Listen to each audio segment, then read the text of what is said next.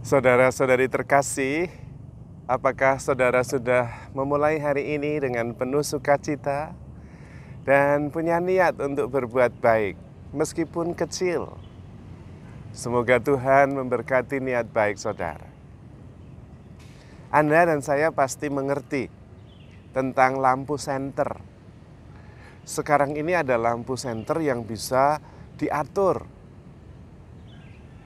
jarak yang bisa diterangi oleh lampu senter itu. Juga bisa diatur keluasan wilayah yang bisa diterangi oleh lampu itu. Bisa diatur kecil, hanya jarak tertentu saja yang bisa memperoleh terang dari senter itu. Bisa juga diperbesar sehingga lebih luas yang bisa diterangi. Menurut saya itu seperti hidup kita. Apapun yang kita lakukan sebetulnya untuk membuat diri kita itu memandang lebih luas. Mempunyai perspektif, cara pandang yang lebih bijak. Berpikiran luas dan bukan berpikiran sempit. Dan sebetulnya itu yang membedakan kita. Supaya kemudian kita mempunyai pandangan yang jernih dan luas terhadap kehidupan ini. Dan kalau kita bisa mempunyai pandangan yang luas, kita bisa menerangi sekitar kita. Juga bisa menuntun, membantu saudara-saudari kita melihat dengan lebih terang, lebih jernih. Sebetulnya itu artinya guru. Guru bukan hanya mengajarkan atau mentransfer informasi, tetapi shed the light.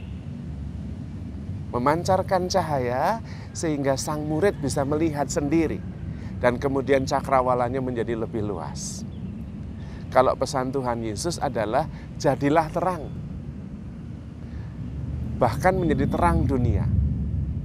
Karena sebetulnya itu inti kehidupan kita. Kalau kita perhatikan sejarah hidup kita, sepanjang sejarah, ya sama saja. Kita punya rumah, dulu juga punya rumah. Kita punya mobil, dulu juga ada mobil, hanya lebih canggih. Tetapi bukan itu yang menentukan kehidupan kita itu berkualitas. Melainkan perubahan sudut pandang. Apakah cakrawala kita makin luas atau tetap saja? Kalau tetap saja, yang maju itu hanya apa yang ada di sekitar kita. Barang-barang, sarana yang kita punya, kitanya tetap. Maka bisa jadi teknologinya maju tapi kitanya tidak maju-maju.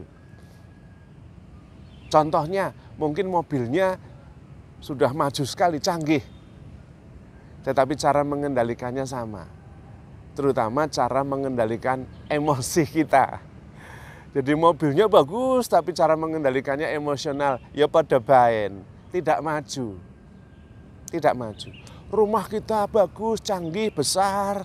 Dulu rumahnya sederhana.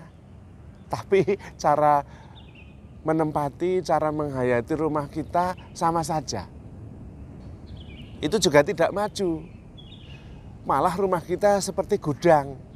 Semua barang masuk, apa saja dibeli, tidak bisa lagi ngatur. Lah itu karena tidak dibarengi keluasan cara pandang. Mungkin yang maju cara berpikir kita tentang barang-barang dan teknologi. Tapi cara memahami diri, mengendalikan emosi tidak maju. Cara pandang kita terhadap realitas, pengenalan diri kita tidak mendalam. 100 tahun yang lalu dengan sekarang maju sekali. Tetapi sesuatu yang di luar kita.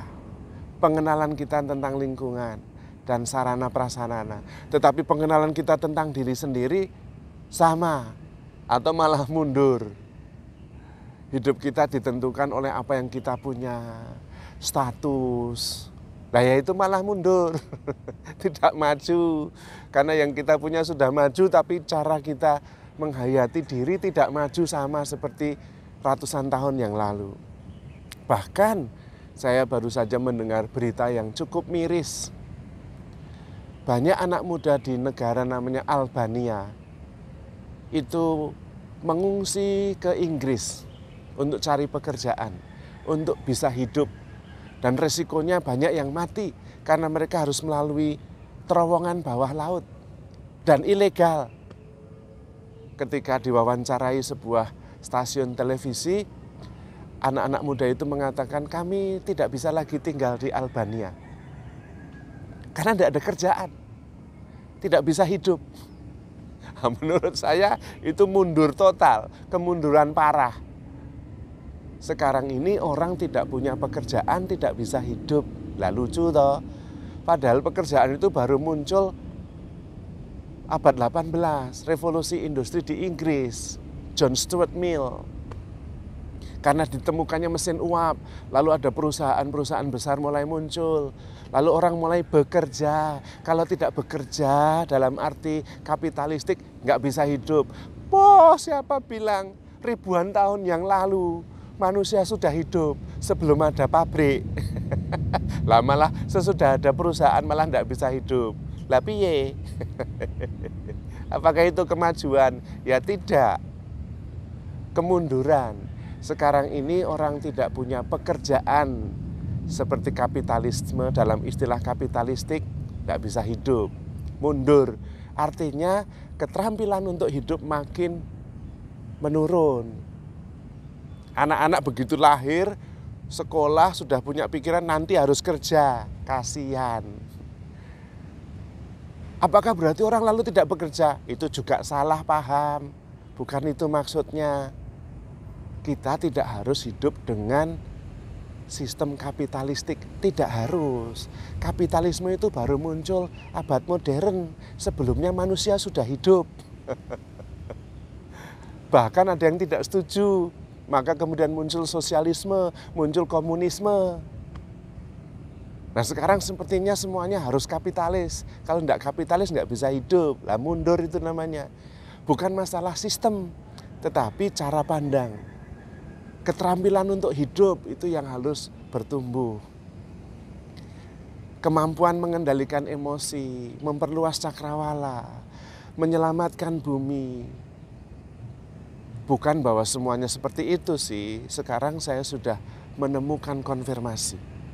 Seorang anak muda kelas 11 sudah bisa berpikir begitu maju, padahal dia hidup di negara maju, bukan di Indonesia. Dia dan teman-temannya sudah mulai sadar. Kalau ke sekolah, jalan kaki atau naik sepeda. Kalau diantar mobil malah malu, diketawain temannya. Hari gini masih memboroskan bahan bakar minyak, diketawain, dibully. Rumahnya besar, teman-temannya tahu, malu dia. Hari gini masih memboroskan ruang. Kesadaran untuk hidup lebih sederhana sudah mulai masuk dalam diri anak-anak. Bahkan di negara maju. Bahkan dia mulai tidak sadar, tidak sabar, dan tidak mampu lagi untuk tinggal di komunitas, di negara yang hidupnya digarisbawahi oleh kemewahan, oleh pemborosan, oleh ketidakpedulian terhadap pelestarian lingkungan. Dia tidak bisa tahan lagi. Dan karena itu dia berusaha dengan teman-temannya, masih usia sangat muda, memperluas cara pandang, proses batin yang penting. Bukan apa yang ada di sekitar kita. Yang di sekitar kita boleh maju, harus maju. Tetapi seimbang, harus diimbangi juga kemajuan batiniah kita. Cara mengelola emosi, mengelola pikiran, mengelola batin kita. Sehingga kita bisa hidup sepenuhnya. Itu maksudnya hidup sepenuhnya. Sepenuhnya hidup maksimal, bukan hanya badani, jasmani, tetapi juga rohani. Dan untuk itu Tuhan Yesus datang. Aku datang supaya kalian semua hidup dan hidup di dalam kepenuhannya. Karena memang pada dasarnya kita butuh untuk memenuhi kebutuhan jasmani. Itu jelas perlu, tapi tidak cukup. Kalau sudah penuh, pasti kemudian hidup yang lebih lain, yang lebih dalam.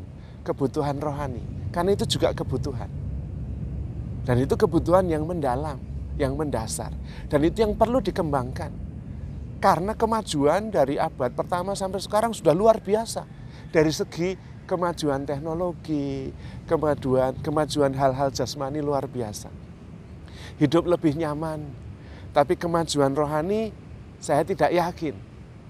Anak-anak sekarang juga sudah mulai banyak yang tidak mampu mengendalikan emosi. Dan ketika beranjak tua bukannya mampu, malah makin tidak mampu. Gampang emosi, gampang tersinggung. Lalu hidup berdasarkan cara pandang yang dangkal. Kebutuhan emosional dan rohani tidak sungguh-sungguh bisa terpenuhi. Maka hidup sepenuhnya itu ya hidup sepenuhnya secara maksimal. Baik secara badani, jasmani, psikologis, jiwa maupun rohani. Hidup sepenuhnya. Nah, itu kemudian baru berarti. Hidupnya kemudian menakjubkan. Seimbang, tidak jatuh pada tragedi. Seperti, maaf, saudara-saudara kita di Albania itu. Yang tidak punya kerjaan, tidak bisa hidup. Makin tidak terampil dalam hidup. Padahal kita begitu dicintai Tuhan. Semua diberi gratis. Udara, air, oksigen, tumbuhan bisa tumbuh sendiri dari bumi, tidak harus dibayar, semua gratis. Tapi hidup saja tidak terampil, bahkan tidak bisa hidup. Tragis toh itu. Maka perlu hidup sepenuhnya dan seimbang, badan, jiwa, dan roh. Dan karena itu kemudian kita bisa sadar bahwa begitu menakjubkan hidup kita. Hidup yang berlimpah-limpah, begitu dikasihi oleh Tuhan. Maka handle yourself with care, because you are loved. Tuhan memberkati.